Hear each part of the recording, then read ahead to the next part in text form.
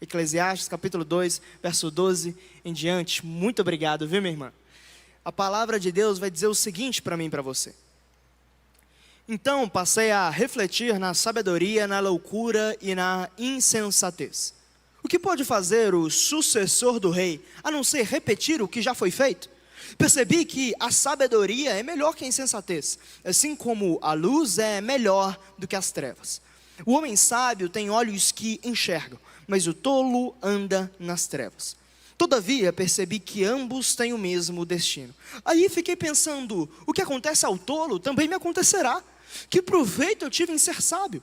Então eu disse a mim mesmo, isso não faz o menor sentido. Nem o sábio nem o tolo serão lembrados para sempre.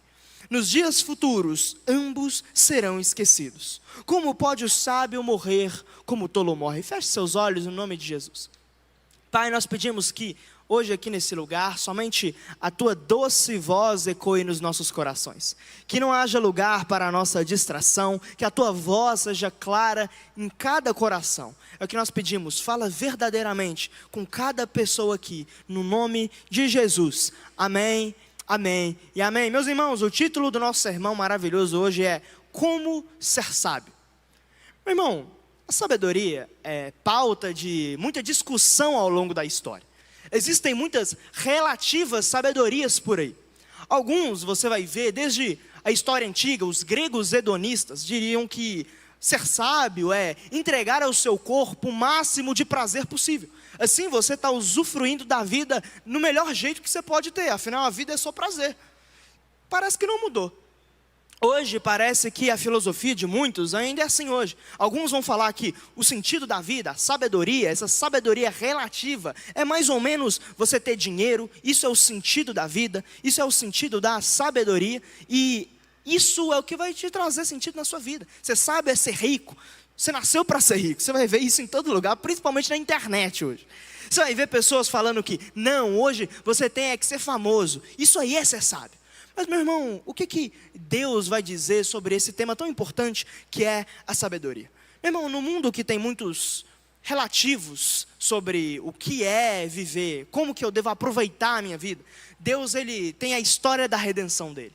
E por meio do desenrolar da história da redenção, no seu plano salvífico, Deus vai expor para mim e para você o que é a sabedoria. A sabedoria, ela tem que pautar a nossa mente.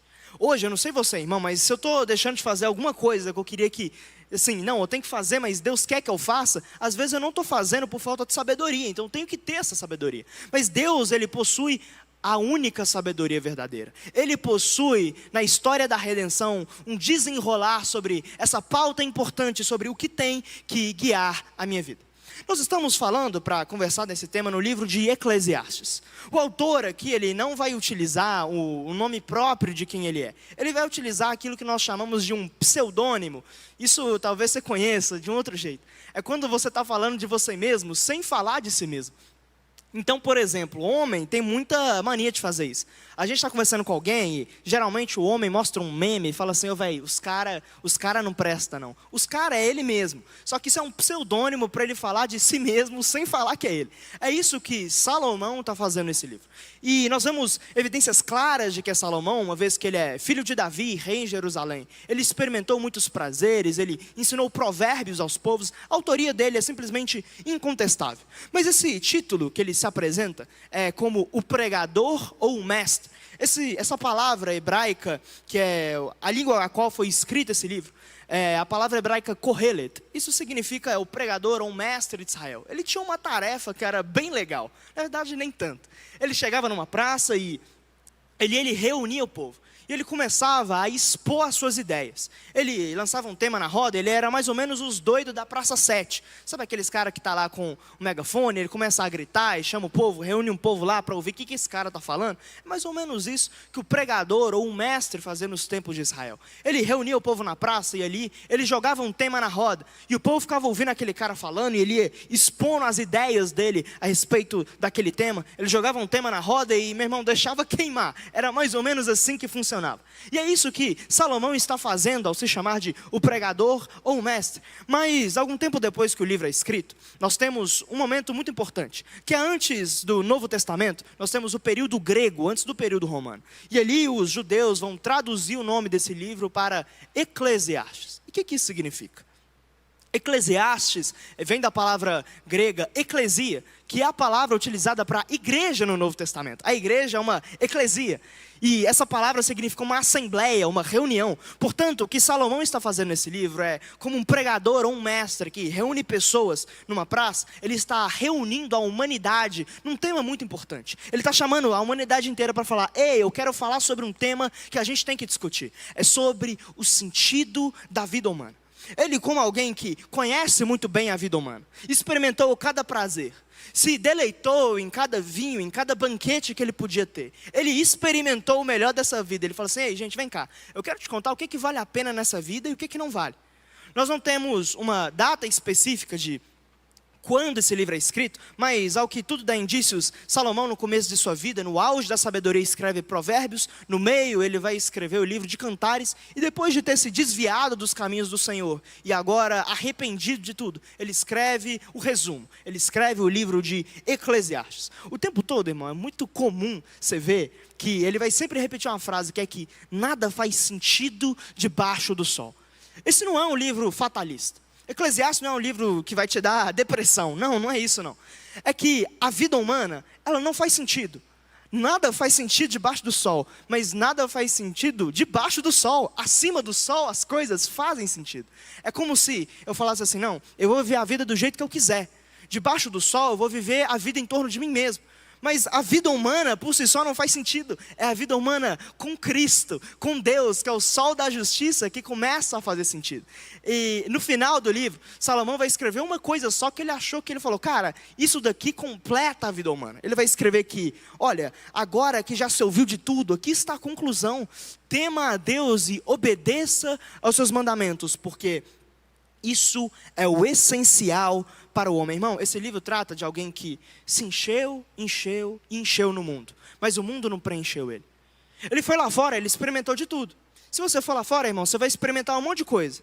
Você vai experimentar sexo, bebida, um monte de coisa, mas no final isso vai gerar um rombo absurdo na sua alma.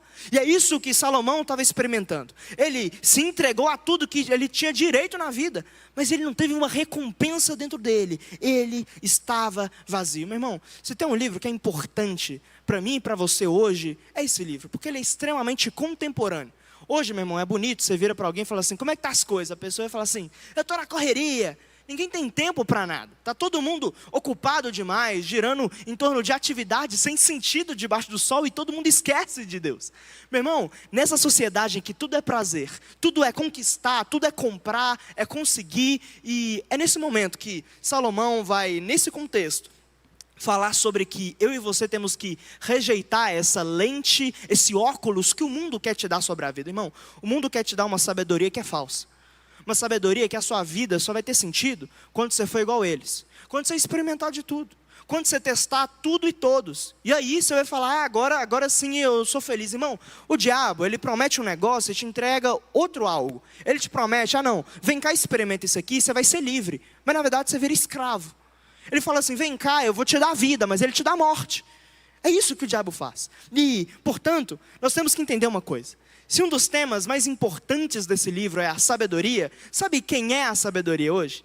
Salomão, ele escreve uma sabedoria que faz parte dos campos da ideia. É uma moral, é uma prática, é uma espiritualidade, é temer a Deus e obedecer seus mandamentos, é simplesmente ter uma vida moral e equilibrada. Mas hoje tem uma pessoa. A sabedoria é alguém. Ela se encarnou. De acordo com Colossenses, no Novo Testamento, 2:3 vai dizer que em Cristo estão escondidos todos os tesouros da sabedoria e do conhecimento. 1 Coríntios 1:24 vai dizer que Cristo é o poder de Deus, a sabedoria de Deus. 1 Coríntios 1:30 vai dizer: é porém iniciativa dele que vocês estão em Cristo Jesus, o qual se tornou a sabedoria de Deus para nós. Irmão, a sabedoria é alguém, é Jesus. Portanto, eu quero que você tenha esses olhos de que, se nós estamos aqui na terra e o mundo quer te dar um óculos para enxergar a vida, Deus tem um outro óculos que esse você tem que aceitar. Essa lente chama-se Cristo Jesus, a sabedoria de Deus. Por meio de ver a vida pela lente de Cristo, você vai ter a visão da vida que Deus quer que você tenha. A partir de Jesus, que é o nosso óculos de sol, você não vai se queimar nessa terra. Por isso, agora eu quero que você releia comigo os versos 12 até o 13, onde Salomão, no capítulo 1, já tinha dito que a sabedoria não faz sentido. No 2, na parte A, ele fez um experimento. Não, eu vou me entregar às minhas paixões. Mas agora ele quebrou a cara. E ele vai escrever que a sabedoria tem sentido para ele. Leia comigo os versos 12 até o 13, que vai dizer: então passei a refletir na sabedoria, na loucura e na insensatez. O que pode fazer o sucessor do rei, a não ser repetir o que já foi feito? Percebi que a sabedoria é melhor que a insensatez, assim como a luz é melhor do que as trevas. Meus irmãos, nosso primeiro ponto aqui sobre como ser sábio é aprendendo com os erros do passado. Depois de ter experimentado sexo, bebida, ter experimentado grandes empreendimentos, a fama, a glória, o luxo de não ter ninguém como ele, ele percebe que tudo isso foi vaidade, tudo isso foi vazio, nada disso fazia sentido. E agora ele começa a refletir que, não, peraí, acho que a sabedoria tem algum sentido. A sabedoria e a loucura não se refere a problemas mentais, é um contraste com a sabedoria. Se a sabedoria é obedecer a Deus e temê-lo, a loucura é não temer a Deus e não obedecê-lo. São coisas totalmente antagônicas. Mas nesse momento, ele vai falar que, olha, eu passei a refletir, o que o sucessor do rei pode fazer que o anterior já não tenha feito? Meu irmão, isso aqui é algo muito interessante, porque a gente sabe, Salomão ele era filho de Davi. Davi, você sabe qual foi o maior erro dele? Foi que um dia ele estava no palácio, e ele estava simplesmente olhando lá, e ele viu uma mulher tomando banho. E ele cometeu o maior erro da vida dele. Ele se tornou, só de ver uma pessoa ele tomando banho, ele virou um adúltero e um assassino. Agora, depois de ter experimentado o mesmo prazer e ter caído na mesma isca que seu pai, Salomão vai fazer uma pergunta. Cara, eu parei para poder refletir na sabedoria, eu falei assim, eu tenho que evitar os erros do passado. As coisas antigas têm que ser evitadas. Eu podia ter evitado esse mal. Eu podia ter evitado todo o dano que eu tive na minha vida. Eu podia não ter quebrado a cara, irmão. Deixa eu te falar, você tem aprendido com seus erros na sua vida? Ou será que nós estamos vivendo uma vida, meu irmão, que a gente fere, a gente está lá o tempo todo machucando os outros, se machucando, e nós nunca aprendemos com as nossas decisões? Eu gosto muito de uma história que vai acontecer com Thomas Edison. Você está vendo esse monte de luz aqui? Então, só está aqui porque um cara inventou a lâmpada. Só que o que esse cara inventou não foi de uma maneira simples. Ele tentou 10.000 vezes, irmão, 10.000 vezes, sabia nem que tinha como fazer isso, antes de conseguir inventar uma lâmpada que funcionasse. Depois de 10.000 vezes, chegaram nele e falaram, Thomas, como é que você lidou com errar 10 vezes? Ele falou assim, não, eu não errei 10 vezes, eu aprendi 10.000 vezes. Irmão, você tem aprendido com os seus erros da sua vida sentimental? Porque assim, irmão, é assim, chega a ser desastroso. A gente, como pessoas que vai atender jovem, chega cada um falando assim, chega lá e fala assim, minha ex me chamou aqui. E você está assim, não responde não, irmão, é o Satanás. Aí ele vai lá e eu falo assim, se você responder, na hora que der ruim, você não me chama não, eu não vou resolver esse BO não. Ele vai lá, volta com a menina, dá BO e depois o BO é seu. Irmão, tem um monte de gente que na vida sentimental não aprende com os erros não. Está lá e vai dando martelada atrás de martelada, mas não quer aprender. Está lá num namoro do cão, fazendo os mesmos erros errados de sempre. Meu irmão, você tem aprendido na vida sentimental com seus erros? Porque, cara, assim, machucado nosso, não é para você ficar tirando casquinha, é para você tirar a lição. É para você aprender com o machucado. Não é para você ficar lá arrancando e abrindo a ferida sempre, não. É para você tirar uma lição, falar assim, olha, eu errei, mas a partir de então eu não cometo mais esse mal. Agora eu aprendi o que eu tenho que fazer. Meu irmão, não só nessa área de vida sentimental, você tem aprendido com as suas palavras? Você tem entendido que tem palavras que você fala que você machuca o outro e que depois vai passar um dia e você repete as mesmas palavras? Ou nós estamos sempre tentando viver uma vida, não, eu quero ser sábio, mas a gente, cara, a grande característica de alguém que é sábio é que ele está sempre buscando aprender. Uma pessoa pode ter o conhecimento que for, mas se ela fala assim, não preciso mais aprender não, eu já sou bom demais. É porque ela, meu irmão, pode ser alguém que tem conhecimento, mas ela não tem sabedoria não. Muitos de nós temos muito conhecimento. Agora, sabedoria de aprender com os erros passados, nós não temos. Nós vivemos dando martelada em tudo que é lugar, irmão. A gente fere todo mundo que está na casa, machuca o sentimento de todo mundo. E na hora que o negócio dá ruim, aí a gente se sente culpado. Aí, na hora de abrir a boca, quando está com mira, é o primeiro a abrir a boca para poder falar de novo, irmão. Você não aprendeu. Arrependimento é justamente mudança de rota, é mudar uma escolha. Eu estou indo por aqui, mas a palavra de Deus fala, não, é para ir para cá, eu vou mudar a minha rota, eu vou vir para cá, irmão. E na sua vida com Deus, você tem aprendido com seus erros do passado? Você tem aprendido?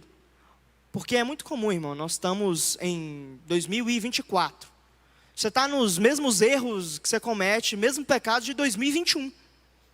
Irmão, você não tem aprendido com os seus erros. Deus é um Deus de processo. Deus, Ele quer te levar a progredir. Irmão, errou hoje, levanta, segue o jogo. Tomou o carrinho, levanta, mas agora é daqui para frente, irmão. Vamos embora, vamos para cima.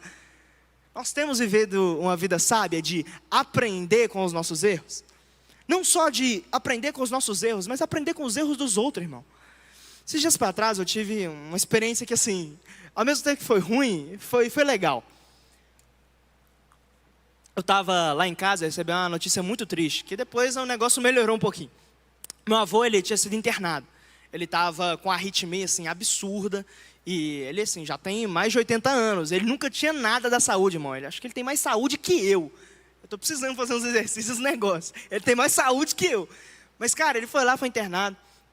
E eu cheguei lá, me ajoelhei no quarto e falei assim, Deus, eu vou te passar aqui alguns motivos pelo qual eu não quero que você leve meu avô. Eu falei 3 motivos, mas eu falei assim, Deus, no último motivo, eu acho que eu vou balançar o Senhor um pouquinho. Irmão, se você não é doido no lugar da oração, você tem que ser doido, irmão. Eu sou doido, você tem que ser doido falando com Deus. E eu falei assim, Deus, olha, primeiro, não leva meu avô porque eu amo meu avô. Segundo, porque eu quero ter relacionamento com meu avô. Mas terceiro, esse daqui eu acho que você vai ceder, Deus. Eu quero ouvir a sabedoria que Ele tem para me falar. Eu quero reduzir cada desgaste que eu podia ter na minha vida, que Ele podia simplesmente me falar, porque Ele já passou. E eu comecei a orar isso, eu falei, Deus, poxa, faz acontecer. Passaram esses 2 dias, ele não melhorava, acabou saindo. Foi uma maravilha, irmão. Do nada ele aparece lá na minha casa, não sei nem como.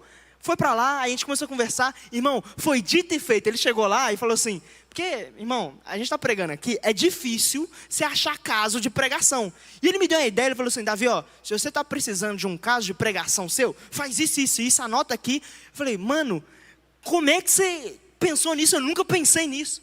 Aí eu cheguei no quarto e falei assim, Deus, obrigado. Eu consegui evitar um monte de dor de cabeça, porque o meu avô passou a sabedoria dele para mim.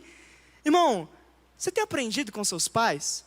Ou o seu pai e sua mãe para você é só alguém que Deus pôs na sua vida para encher o seu saco? Porque assim, tem muitas pessoas que acham isso. Irmão, seus pais podem ter o defeito que for, mas seus pais é instrumento de Deus para edificar você e te tornar alguém sábio.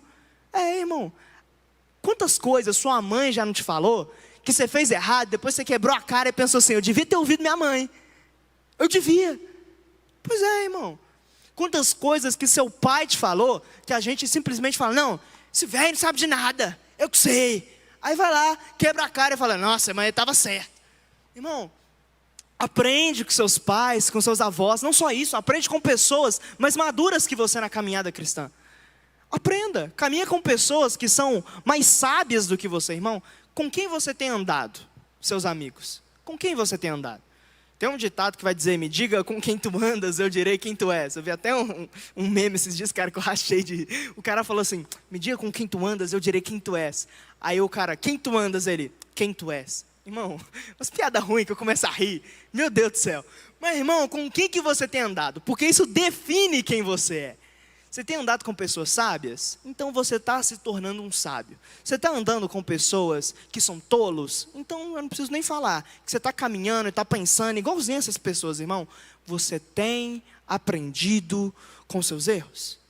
Esse é o primeiro passo para alguém que quer viver uma vida que vai amenizar as suas dores. Alguém que quer sempre aprender. Alguém que quer progredir em viver uma vida no centro dos propósitos de Deus. É alguém que vai aprender com os próprios erros. Mas nosso segundo ponto é o seguinte.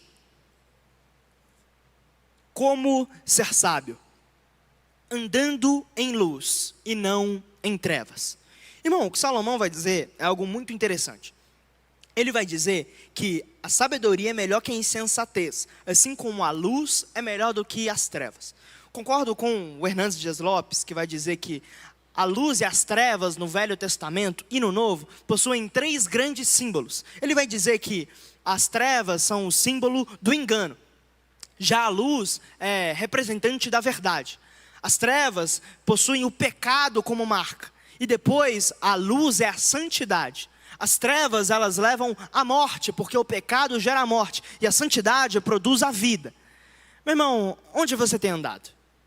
Qual caminho você tem trilhado? Porque, a primeiro momento, nós temos um embate no mundo sobre o engano e a verdade. Isso está em todo lugar, irmão. Você vai ver o engano em conversas. Você vai ver o engano até em igrejas, com o falso evangelho que é pregado por aí, que você pode viver sua vida de pecado do jeito que for. O engano está aí. E ele vai te levar para o pecado. O engano é o que as pessoas no carnaval experimentaram.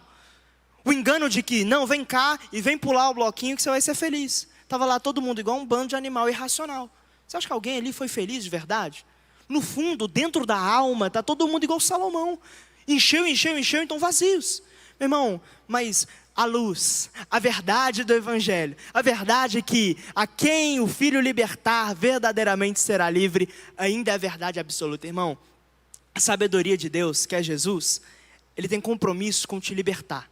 É tempo de andar, não no que o mundo fala, não nas opiniões que você vai ver na mídia em todo lugar. É tempo de andar na luz, que é a palavra de Deus. É aqui que é a verdade. O resto é engano. O que pauta a sua mente não é o que os outros falam, não é o que os outros pensam, é o que a palavra de Deus diz. Aqui é a verdade e ela te liberta. Mas além disso, o que uma coisa vai gerar no outro é que o engano vai gerar o pecado em você.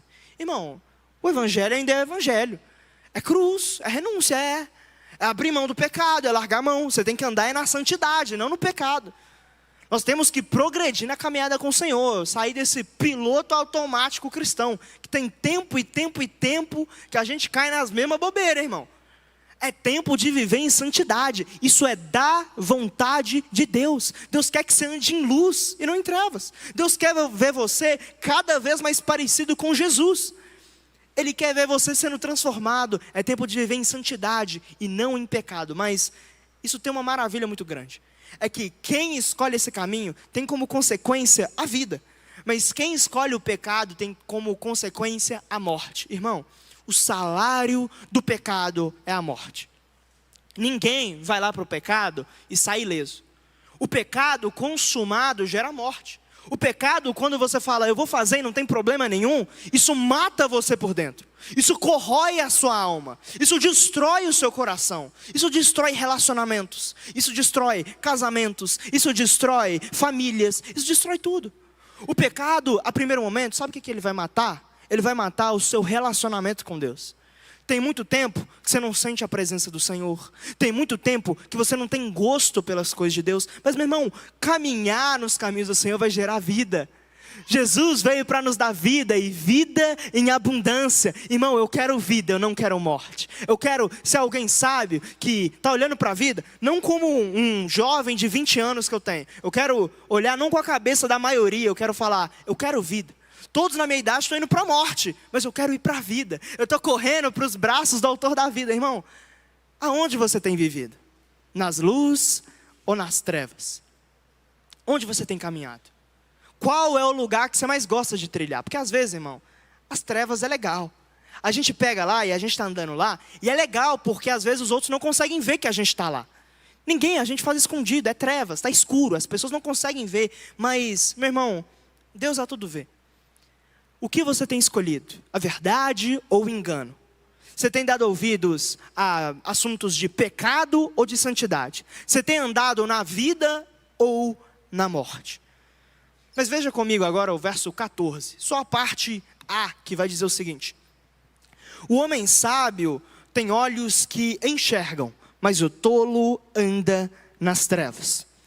Meu irmão, nosso terceiro ponto sobre como ser sábio é entendendo que há propósito na luz e ausência de significado nas trevas. O que Salomão vai dizer aqui é algo incrível.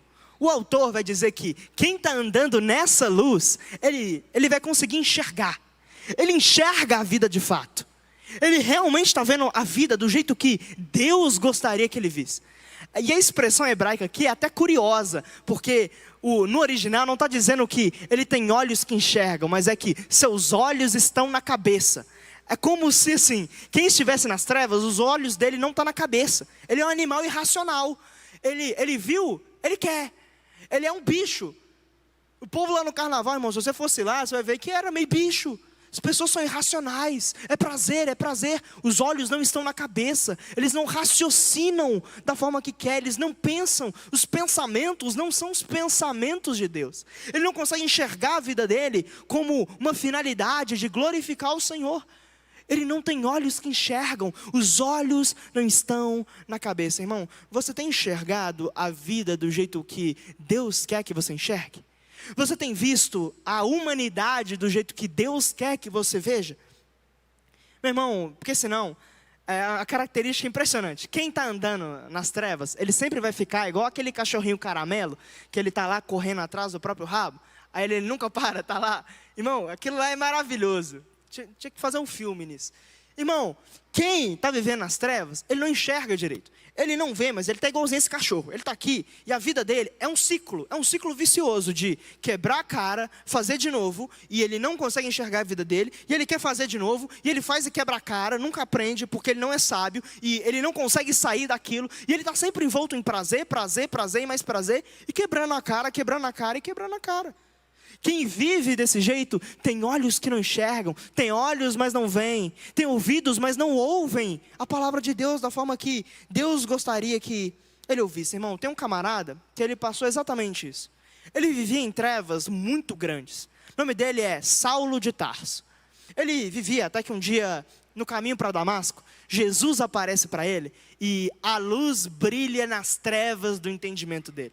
É a iluminação, que é quando o Espírito Santo brilha na sua mente, falando assim: ei, é o meu filho amado Jesus. E Jesus aparece para Paulo. E ali, sabe o que acontece? Ele fica cego no mundo físico, mas passa a enxergar no mundo espiritual. Irmão, tem pessoas que é só Deus fazendo ela perder nessa vida, para ela voltar para a luz espiritual. Tem pessoas que vivem em trevas e que escolhem as trevas, mas, meu irmão, tem um dia que Jesus pega as pessoas de jeito. Tem muita gente, irmão, que para voltar a andar na luz, Jesus vai ter que fazer perder muita coisa na vida. Vai ter que perder namoro, vai ter que perder um monte de bem, vai ter que perder um monte de oportunidade, vai ter que quebrar muita cara. Na hora que ficar cego nesse mundo, vai passar a enxergar lá. Irmão, não sei você não, mas eu não quero passar por isso não. Eu quero hoje estar atento para o que Deus está falando. Eu quero hoje enxergar a vida do jeito que Deus quer que eu enxergue. Esses dias para trás eu estava conversando com a liderada minha lá do GC, né? Eu sabia que ela já não andava muito bem espiritualmente, não.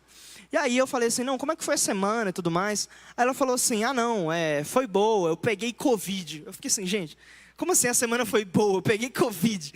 Aí ela falou assim: não, é porque eu não andava bem espiritualmente, eu não estava com prazer de ler a Bíblia em nada, e eu peguei Covid. Aí eu não consegui viajar lá para São Paulo, que eu tinha a melhor oportunidade de emprego da minha vida.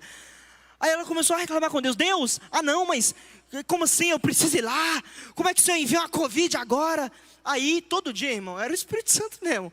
O Espírito Santo deixou ela de Covid na cama dela, e todo dia ela acordava de isolamento em casa, 5h30 da manhã, em ponto, irmão. Não era 5h29, não era 5h31, era 5h30. Ela falou assim: ah, não tem nada para poder fazer, eu vou ler a Bíblia. Acabou que ela lia a Bíblia até 3h30 da tarde. E todo dia foi assim. Ela falou assim: Davi, a melhor coisa que eu fiz, que Deus fez no caso, foi eu pegar a Covid. Porque Deus teve que usar a Covid para me acordar para o que Ele quer falar comigo.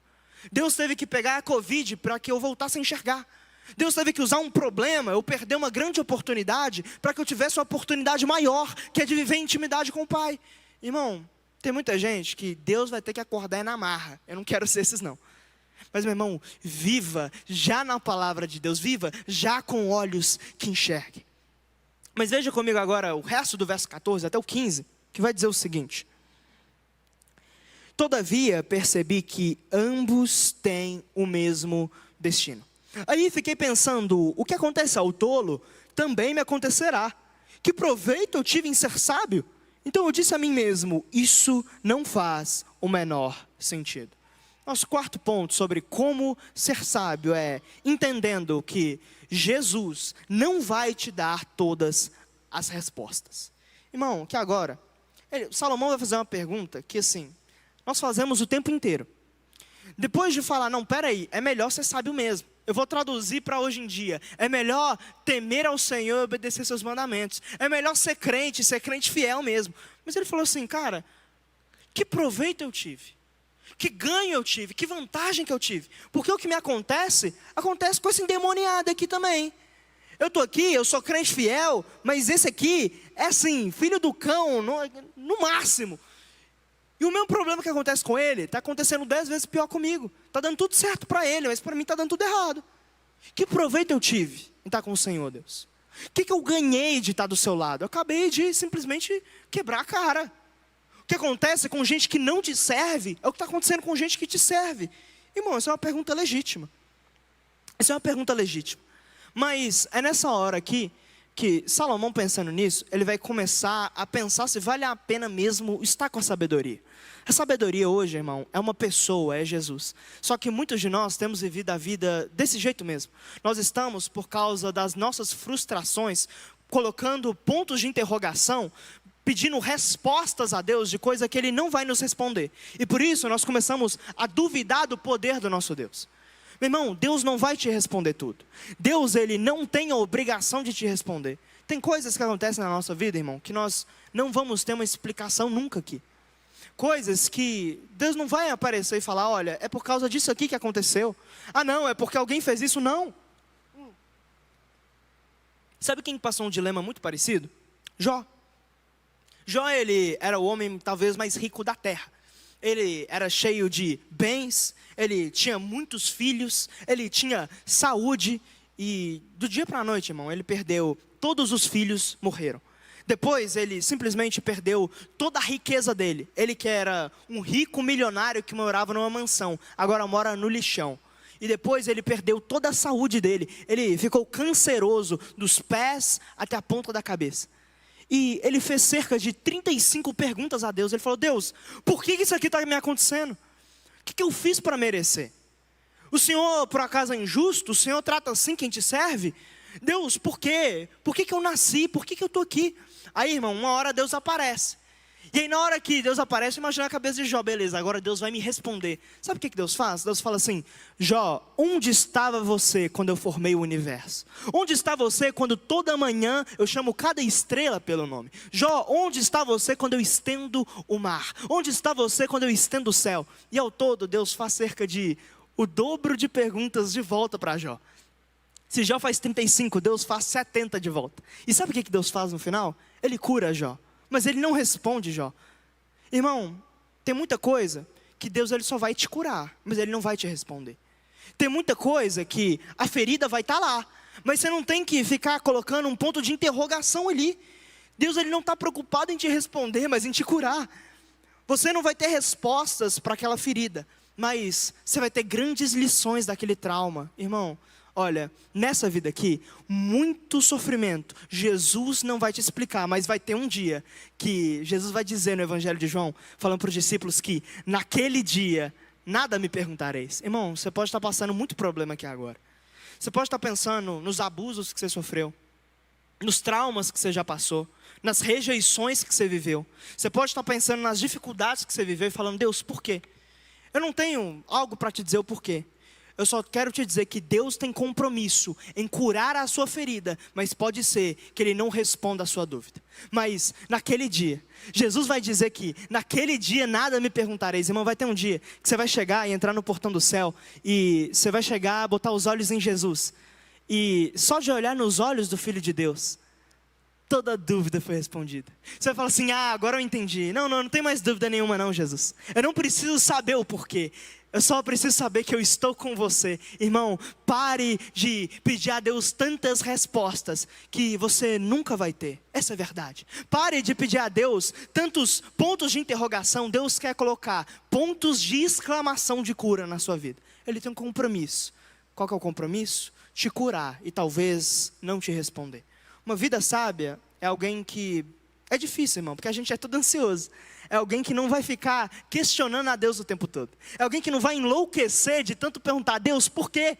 É alguém que realmente vai confiar em Deus falando, Deus, eu não entendo, mas eu confio.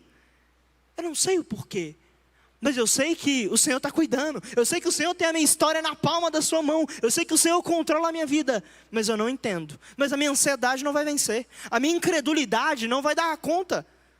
Ela não vai vencer, o Senhor vai vencer, eu me encho de fé, irmão. Alguém que é sábio, ele vai procurar viver nesse lugar. Ele não vai ficar cutucando feridas, abrindo machucados que estão lá, falando, por quê? Por que machucado? Não, deixa lá, deixa cicatrizar, Deus vai curar. Mas o porquê, eu sei. Eu só sei que Deus sabe e Ele é Deus e acabou, irmão. É isso que importa. Mas, veja comigo. Antes da gente terminar, só o resto do verso 16, que vai dizer o seguinte: nem o sábio, nem o tolo serão lembrados para sempre. Irmão, nosso último ponto, antes da gente concluir, é que para viver uma vida sábia, a gente tem que entender que a morte um dia nos aguarda. Isso é uma realidade tensa, mas é uma verdade. Aqui agora ele vai entender uma coisa, o mestre vai perceber, olha, um dia eu e você vamos ser esquecidos. Ninguém vai lembrar seu nome, não. Ninguém vai saber quem que você foi. Mas, meu irmão, existe algo maravilhoso, que é que o sábio pode morrer, mas a sabedoria dele vai continuar. Em outras palavras, o importante não é o mensageiro, é a mensagem. O que você tem deixado nessa terra a favor do reino de Deus? Eu não estou falando aqui de você pegar esse microfone e pregar. Eu não estou falando de você chegar aqui e cantar aqui nesse lugar. Isso é maravilhoso. Mas eu estou falando aqui de, no lugar que Deus te plantou, na sua casa, você tem trazido o reino de Deus? No seu bairro, você manifesta o reino de Deus? Porque, cara, a morte nos aguarda. E o que nós fizemos aqui? A vida é como uma ampulheta. Está lá todo dia, caindo várias oportunidades, grãos de areia, passando o tempo todo. E nós estamos o quê? Não, isso é muito pouquinho, a gente desperdiça cada oportunidade. Mas tem uma hora, meu irmão, que a areia desce toda, que a ampulheta chega no final e a morte vem. Eu não sei o dia da minha morte. Você não sabe o dia da sua morte. Mas eu posso te perguntar, você tem certeza da sua salvação? Você tem certeza que se você morrer hoje, você vai encontrar com Deus nos braços eternos do Pai? Você tem certeza absoluta de que você, quando morrer, seu nome está escrito no livro da vida do Cordeiro? Você tem certeza? Você tem certeza que se você vai para o céu, você tem certeza de que o que você fez aqui nessa terra, você deixou um legado, a sua mensagem vai perpetuar gerações, que de alguma maneira, irmão, o seu filho foi abençoado, de alguma maneira você levou algum amigo para os caminhos do Senhor, de alguma maneira, irmão, você foi objeto, você foi alguém que levou a glória de Deus para todo lugar. Meu irmão, o dia da nossa partida se aproxima, a nossa vida é muito breve. Esse é um dilema de toda a história do qual é o sentido da vida humana. Como assim? A vida humana passa tão rápido. Pessoas, crianças partem. Já outros vivem uma vida muito longa. Nada disso faz sentido. Eu não sei nada disso. Eu sei de uma coisa. Eu tenho certeza que hoje, quando eu morrer, eu vou estar nos braços do Senhor. Se acontecer qualquer que seja o dia, irmão. Mas se também eu partir, eu tenho certeza que eu deixei de alguma maneira um legado nessa terra, irmão. Você sabe, você tem certeza que se a morte chegar, você está no lugar certo? Você está do lado certo? Você tem certeza? Mas por último, para a gente poder concluir, veja comigo o resto do verso 16, que vai dizer: como pode o sábio morrer como o tolo morre? Irmão, isso daqui, o pregador, ele chega agora num momento de crise quase. Ele fala assim, gente, como que pode alguém que entregou os caminhos para Deus morrer, igualzinho alguém que não se importa com o Senhor? Como assim? Qual que é o sentido disso? Deus, qual que é o sentido? E nós vemos no livro todo que Salomão, ele tem consciência completa da doutrina do juízo final. Ele sabe que um dia Deus vai julgar os mortos, Deus vai pegar cada um e julgar cada um no seu trono branco. Mas tem uma coisa que ele ainda não sabe. Salomão ainda não conhecia plenamente quem era a sabedoria. Por isso ele está pensando, como assim alguém que viveu uma vida da forma certa vai morrer igual o outro morre? Mas a beleza é que o plano da redenção se desenrola. Aqui nós estamos no Velho Testamento, mas se passam muito tempo, vários séculos, e nasce um menino. Esse menino chama-se Jesus Cristo de Nazaré. E ele morre na cruz pelos seus pecados. Mas ele vence a morte e ressuscita. Irmão, isso daqui é algo poderosíssimo. Porque a vida não acaba aqui. A vida não tem fim aqui. Com Jesus, que é a sabedoria, você vence a morte, como Jesus venceu.